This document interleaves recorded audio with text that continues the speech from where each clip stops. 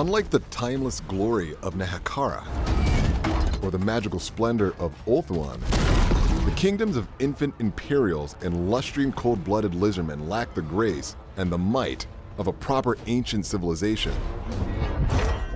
The latest DLC in Total Warhammer's long line of downloadable content, The Hunter and the Beast, adds 2 new playable factions and dozens of heroes, lords, and units for a proper jungle expedition feeling that would make El Dorado, Raleigh, and Cortes proud.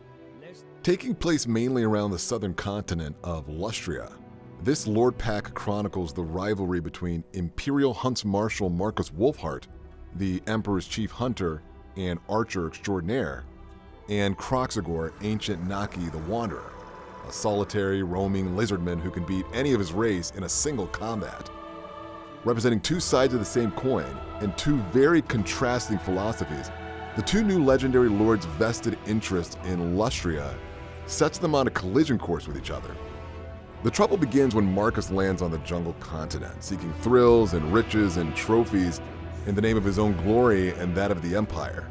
Like the Spanish conquistadors in South America, the Hunts Marshal and his huntsmen destroy the forest in front of them in their insatiable lust for gold and fame. Standing in their way is Nakai, a gigantic dinosaur who's more than willing to beat every single member of the expedition into a bloody pulp with his bare hands. Leading a small horde army, Nakai surrounds himself with other gigantic dinosaurs and goes on the offensive side of the Emperor's chief hunter. Now, unlike other lizardmen, Nakai and his peeps are nomadic.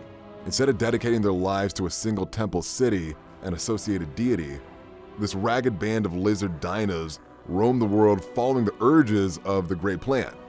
Once a city is captured, they can choose an old one to dedicate it to and gift it to the defenders of the Great Plan, a vassal faction acting as caretakers of the newly minted temple cities. Now, these settlements generate a new resource called the Old One's Favor, which enables the recruitment of high-level lords and blessed spawnings units.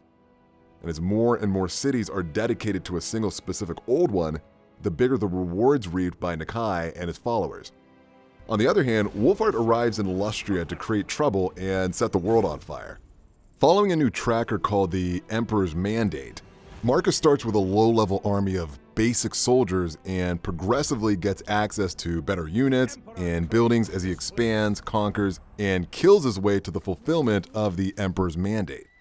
Those improvements arrive every few turns and speed up the more trouble Marcus creates due to the hostility bar that represents how riled up natives are getting by his presence.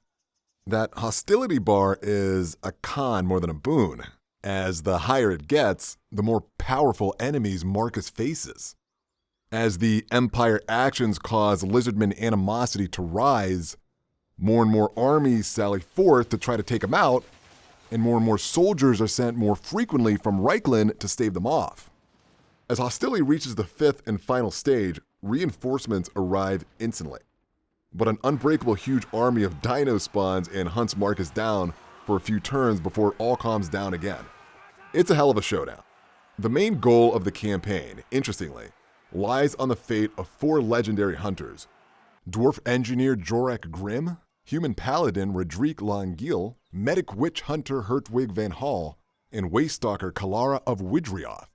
They're all real lore characters and sound very much like the inspiration from Vermintide's heroes to me, possessing powerful abilities and unique quests to increase their powers, if you play as the Hunts Marshal's expedition and recruit them, of course.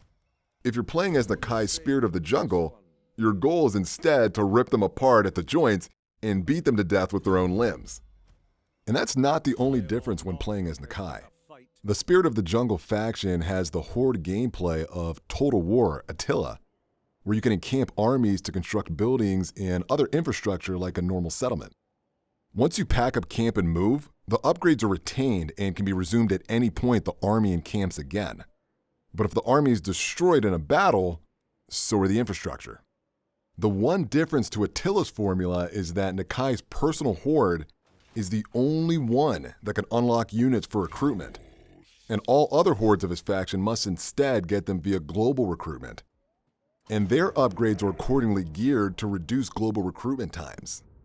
So just like all other TW Warhammer 2 Lord packs, the Hunter and the Beast is the right step in the right direction, adding a bunch of unique features that provide a very different experience from the game's existing roster.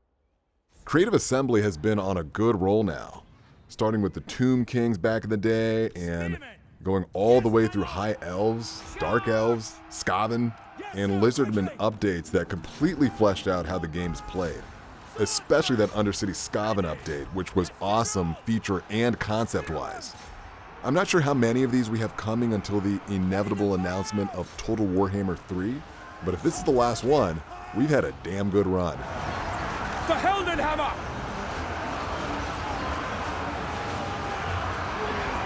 Moving now! Missiles will fly! Watch your backs! No escape! Swordsman!